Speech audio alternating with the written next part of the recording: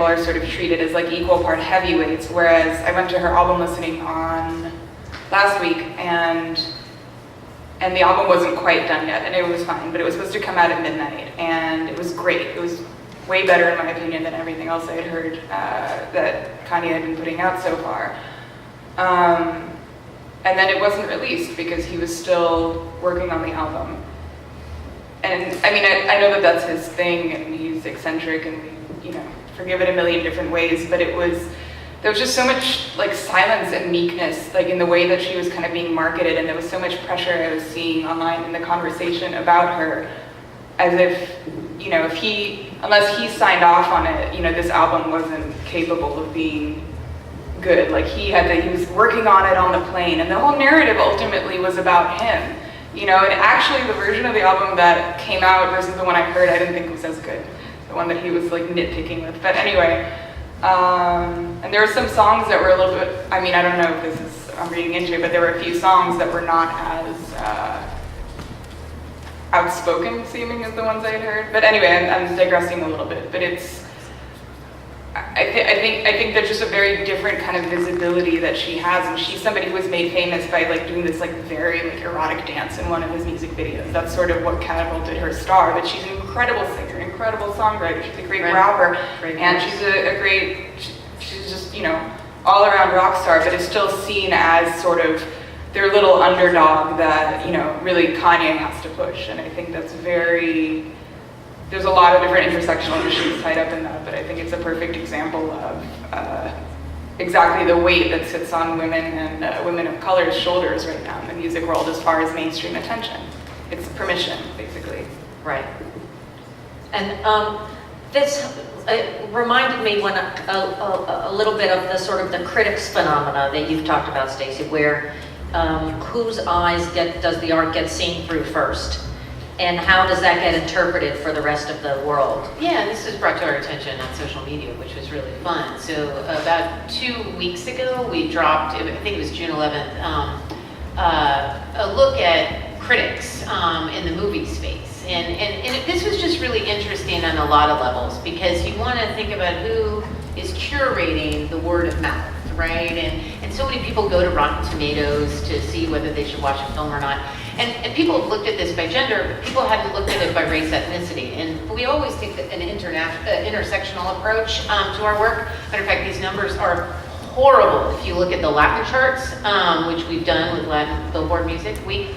And so we looked at the critics, and we found, women of color are only writing 2% of the reviews for movies, right? And women in general are doing better, but still really problematic vis-a-vis white male critics. And so the folks who get the first artistic, I use that word very lightly, take at, and I'll tell you why in a second, at what this music or what this story might mean, they're just a very thin, homogeneous slice of the entire ecosystem that we live in.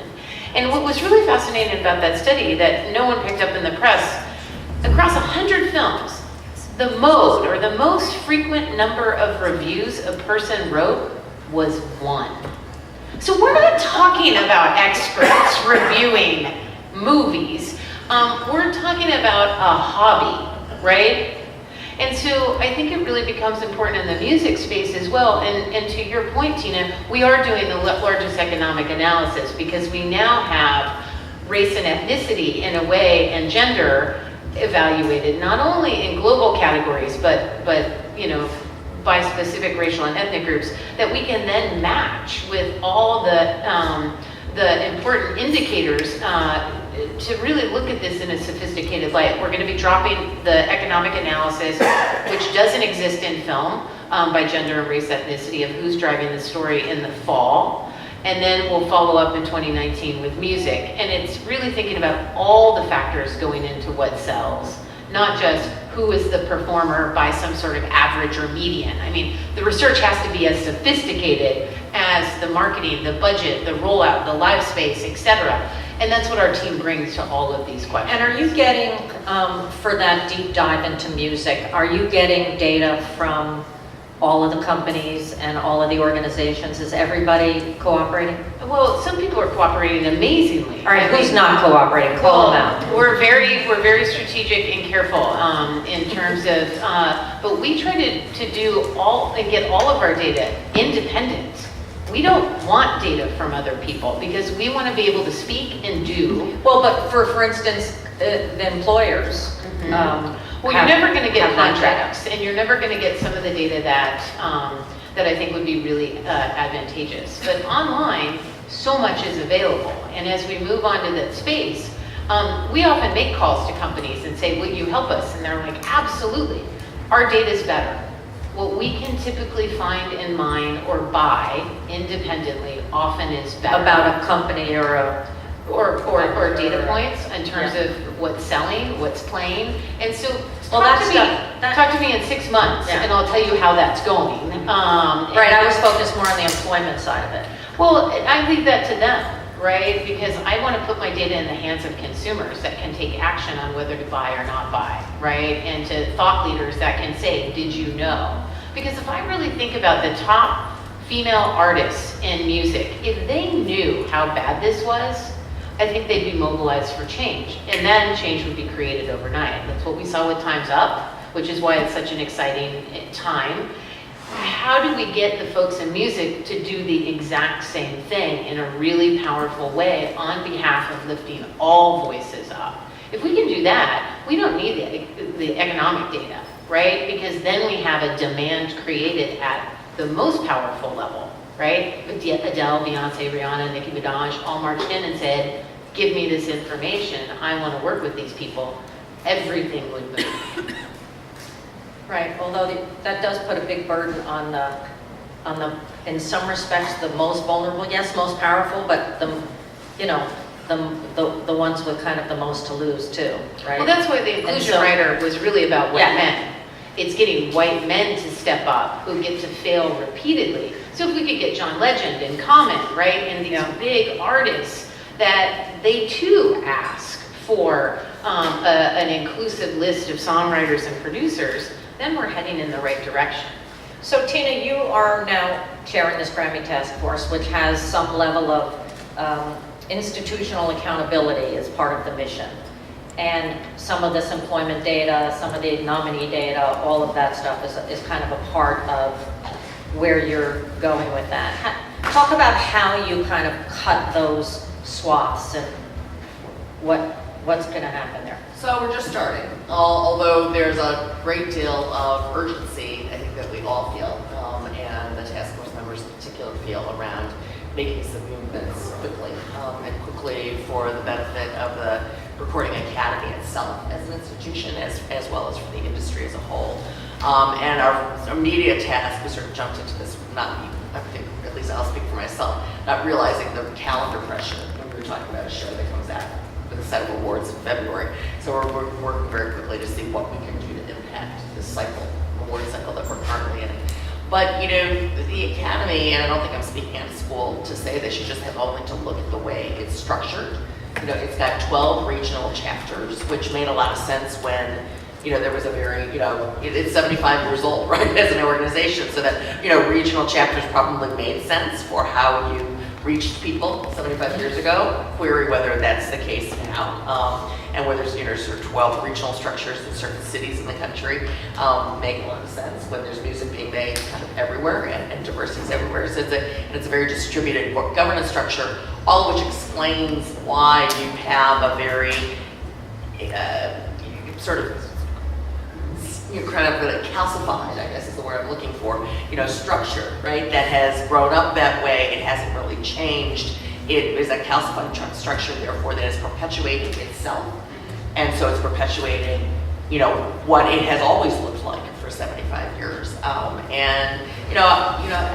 The leadership has been very motivated. You know, they realize the moment that they are in and the urgency that they need. And that the opportunity that they represent, which is to set, you know, take this existential moment, not just for the music industry, but for the entire country that is going through how do we think about women and minorities in our workplaces and our industry, and set, and be part of a transformational change within the industry itself. Well, that's what we're hoping to catalyze, at least the start. Stacey, when you look at what's happening in the entertainment industry and in the music industry in particular, going backwards a bit, having so few funnels of real power mixed with money, right? Because real power is always mixed with money.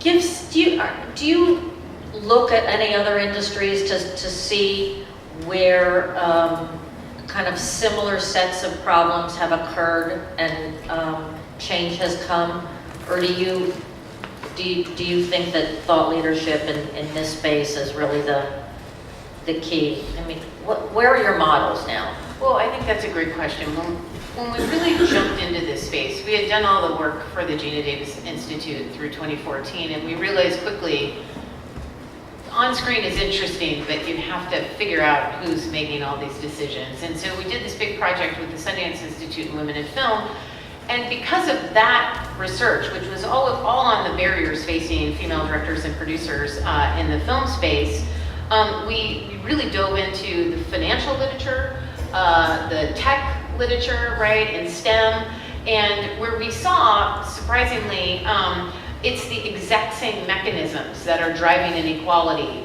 Sure, they vary. I mean, music is just like the film business in so many respects, how deals are brokered, the alcohol, the drugs, and all that stuff.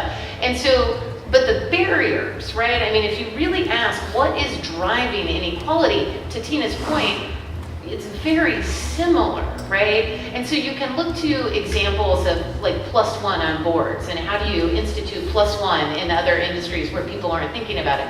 But that's where we use our data to devise solutions that no one has heard of, right? Because the data not only reveal the problem, they tell you the potential for the solution, which is where the inclusion writer came from. It was, oh, there's all these characters on screen that no one cares about. We could build a pipeline immediately. And people say, well, that's not important. I'm like, really? Because you humanize the production process, it's more equitable, therefore it's more safe, you're giving people healthcare, and it costs very little money. So what we try to do is look at all the solutions that are working in the other spaces, but how do we tailor and fast track it for the industries that are really struggling that we've been examining? And it's really about, I mean, you said it puts a lot of burden on artists to take these risks, but I would argue these companies are taking risks on not thinking critically about in 2043, Caucasians are the minority. So if they're not planning and taking risks and changing their infrastructure, they're the ones that will ultimately lose and very quickly, right? And so whether it's shareholder activism or many of the other things that we've rolled out, I think for us, we're looking across a suite of solutions. How do we get it in the hands of CEOs or the boards? None of this nonsense at the lower level. Go right to the top and you make the principled argument. And I think their question is, how do we do this? Help me get there. And for the ones that are resistant, you have to use truth. That usually leads to shame, and get them involved, engaging in alternative behavior.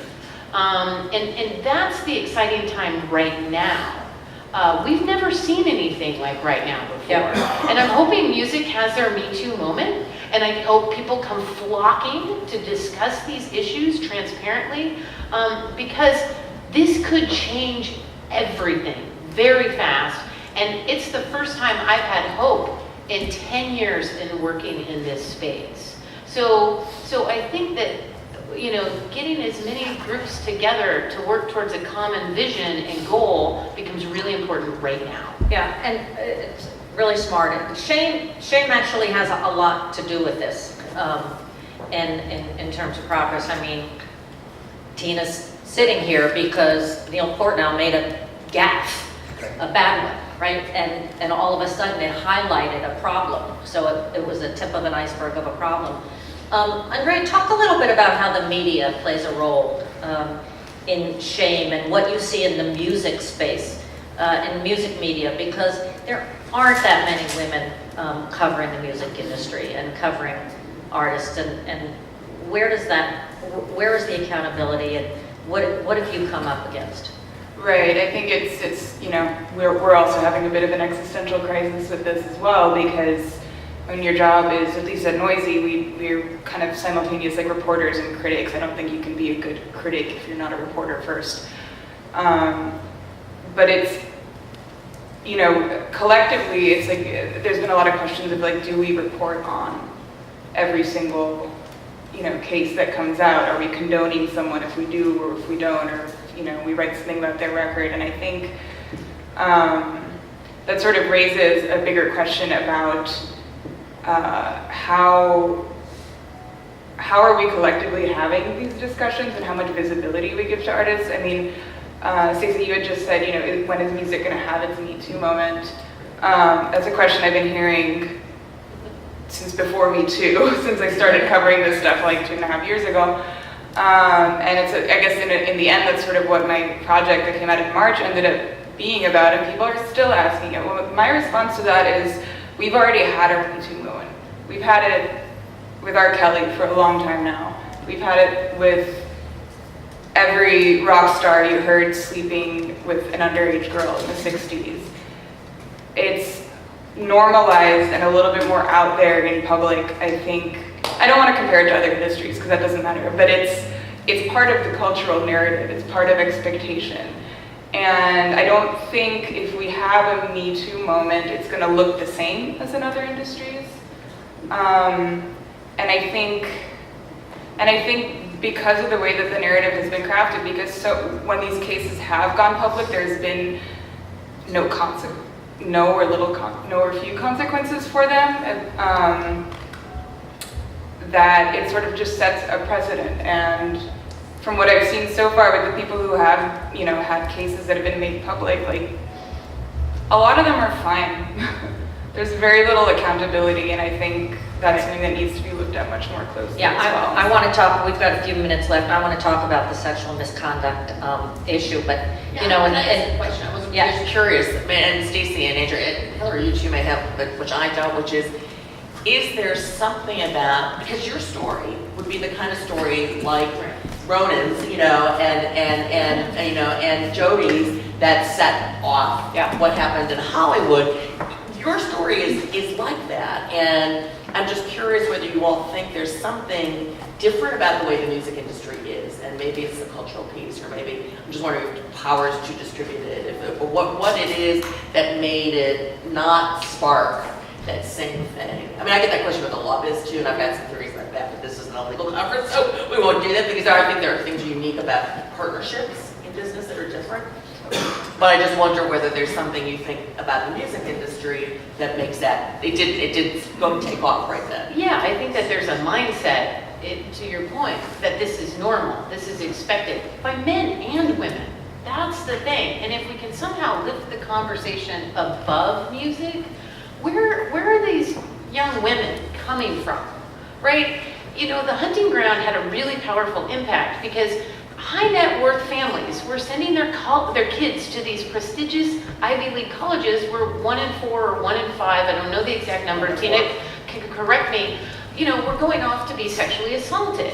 And so I think the conversation needs to be taken, you know, I love industries that think they can fix themselves, but they can't. They need experts to fix them. And if this conversation can be taken out of music and thought about more holistically of the damage and harm that many young people, because it's such a young industry, which is another one of these issues, it has to be lifted above music, because too many women in music are just like, that's how it goes in the recording studio. Mm-hmm. And that's horrifying to me. But there's a willful ignorance at the top that, not ignorance at the top, but a willful looking away at the top that has always existed, right, with this sort of rock star behavior. Mm-hmm. Because it's been promoted at the top. I mean, they do the same thing. The heads of the companies act the same way as, in many respects, historically. I think today it's a little bit different, but historically, you know, they've been the ones doing the partying with the artists. But the moment that it has to occur are the stories and the public shaming, and then you connect it with the data that you have, as we have seen, that is the partnership that needs much more air. But I think that what we have to date is we have a system of it is consistently somebody else's problem. Right. Whether it's, you know, if I let R. Kelly go from his recording contract, that's what he wants. He'll make more money somewhere else. And, you know, so I'm not punishing him, I'm giving him a gift by letting him out of his contract. What was the deal that XXS Tentacion, I mean, may rest in peace, it's like he got 3 weeks after he was arrested for beating unconscious his pregnant girlfriend. He got a $6 million recording contract from Capitol Records. I mean, unconscious. And What is it going to take to have a Me Too moment? what If does not it that, take? if not R. Right, Kelly so- sleeping with underage women. I mean, Jim DeRogatis is doing this incredible Me Too reporting. He's been doing it for 20 years, you know, and I understand, like, a lot of it also has to do with, like, cultural moments aligning with that, but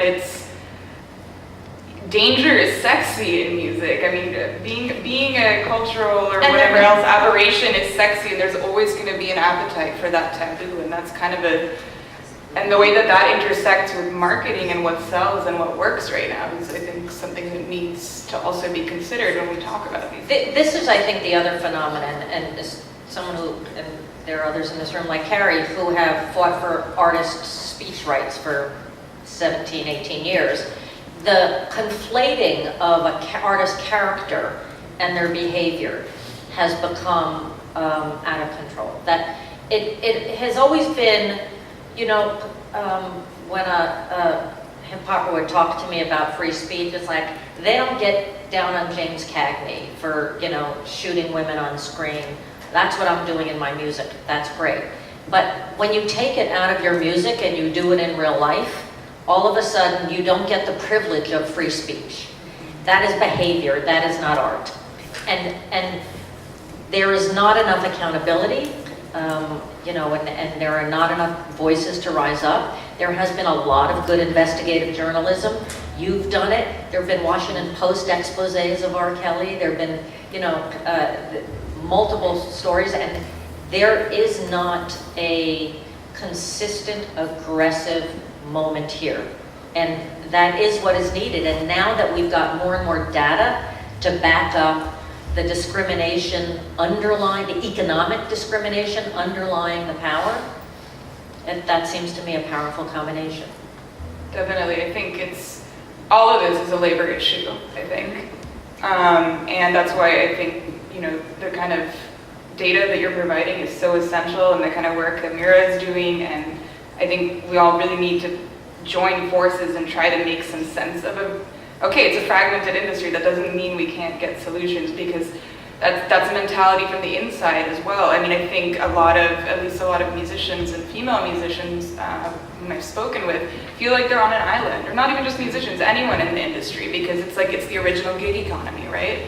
And, you know, when I remember one of the women I spoke with said, you know, she had, you know, been sexually assaulted by someone, and she had said, I wish there was a president of music I could have turned to. Like, she just didn't, even if she wanted to report that, she didn't know. And I think it's the same thing when it comes down to, you know, income issues, all of this that we've been looking at today. It's, people just don't know, there's no sense of agency. People are not enfranchised to take actions or organize in the music industry, and that has to be considered first. People need to be given tools, and we need to help provide that with data, I think. Let's see if there are any questions in the audience, because we've got 15 minutes left, and I just want to make sure everyone's afraid now to talk about it. Yes, young white man. Do you have thoughts on the relationship between genre and gender issues? Because so many of the examples that you pointed out were pop stuff. None of it. Go ahead. For it. I've been talking over you. No, go for it. I cut you off, though. What was the end of your question? The relationship between gender and genre? Yeah. As far as representation, or which kind of issues? How they relate? There's a great researcher at Columbia who specializes in that. Her work's really interesting. I cannot remember her name right now, but I mean, yeah, genre is a reflection of different cultures, cultural intersections from which it emerged. I think you can't talk about women in country the same way you can talk about women in hip hop, the same way you talk about women in indie rock. And so that's where I think a lot of this conversation has become a little bit flattened, you know, as far as how to fix these problems, because there are a lot of issues bound up, I think, in race and class, and where these different perspectives and diversity issues come from, because they appear differently in different parts of the country and in different sounds. I don't know if that answers your question, but I think it's... Well, and it's also about how women present themselves. And there's Yes. a lot of conversation around that hip hop is unique and that women, to be successful in hip hop, have to be extra sexualized. And I had dinner with Sheryl Crow the other night, and we were reminiscing about how Madonna really kind of epitomized the sort of my sex is my sex, and you know, you better pay attention. Long before women of hip hop did the same thing. And so I do think that there tends to be sort of an over-categorization of this, but that women's empowerment has gotten distorted with kind of women's sexuality in music. Mhm.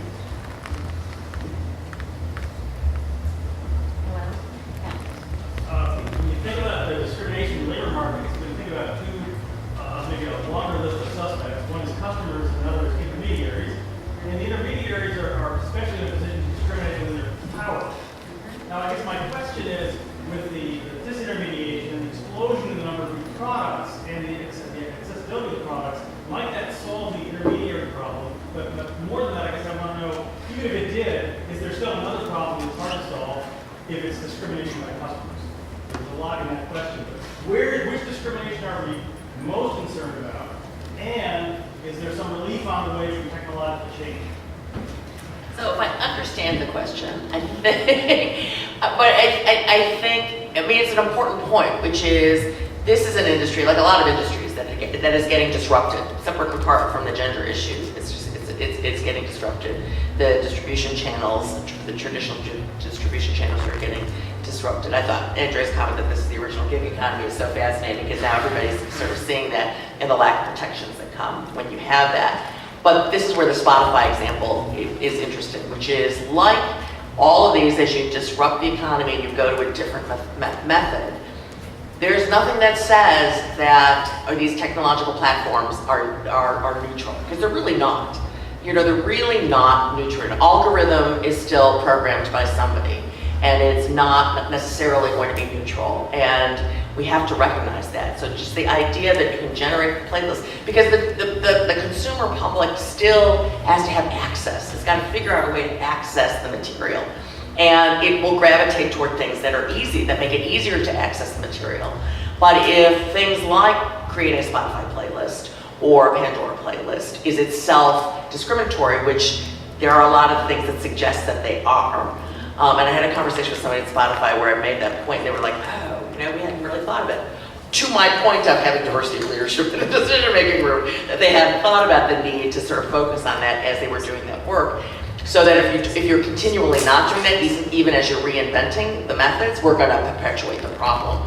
Which is why this is an important moment to be having this conversation in every form in which you're having a conversation about an industry, which is why I'm so grateful to Mira for introducing this and having it really, I think, hopefully embedded in how you all look and how you're looking at this industry and the work, because these issues will keep replicating themselves in the new forms that our industries are taking if we don't solve the diversity issue of decision makers in the room, and how that we pay attention to it. Intentionality. If I have to sort of say what's the one thing that companies who want to deal with this in themselves and elsewhere are going to do, intentionality is probably, for me, the key word, which is can't be an afterthought. It can't be the nice to do thing. It can't be the thing that you sort of do to look good for your press or to deal with a crisis moment that you have because you got criticized. You have to be intentional about it and make investments in it, you know, all along the way at multiple points that are barrier points or multiple possible points of entry for folks. And the other interesting thing is technology has changed the distribution system to be sure, but the process isn't entirely different. I mean, the one thing that is different is there's more pull in the system where fans are choosing more, but there's still a lot of paid push. Whether it is, now it's not, retailer shelf space or, radio promotion. Now it's Spotify exclusives or Pandora, first looks, or, that those things do happen in a significant way today, the same way they always have, just on different platforms. I think there's a couple of things to think about. One, actually, Spotify's been really good in the Latinx space because they have somebody uniquely aware that the algorithms are biased, and she manually ensures that women in the Latin space are getting on playlists, right? And because of the bias built in. Secondly, lots of folks like to argue, which goes against diversity and inclusion, for the democratization of the space, right?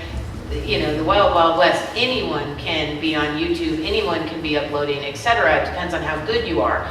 So if that's the case, then we might expect to see in other aspects of entertainment, like the documentary film space, women should be doing about the same as the documentary space if this is truly democratized and accessible to all. But they're not. So then you have to say, okay, well, if it's not that, then what? And I would say that no one is focusing on what the tech world has figured out, which is called belonging. And women are probably opting out because of safety issues and because of the large signaling that goes on that whether it's not space, you won't have access. Where are the people in A&R? They do not exist if they're women. And so you really have to start asking about all the different levers. And belonging becomes, I think, people talk about D&I all the time. That's adventures in missing the point.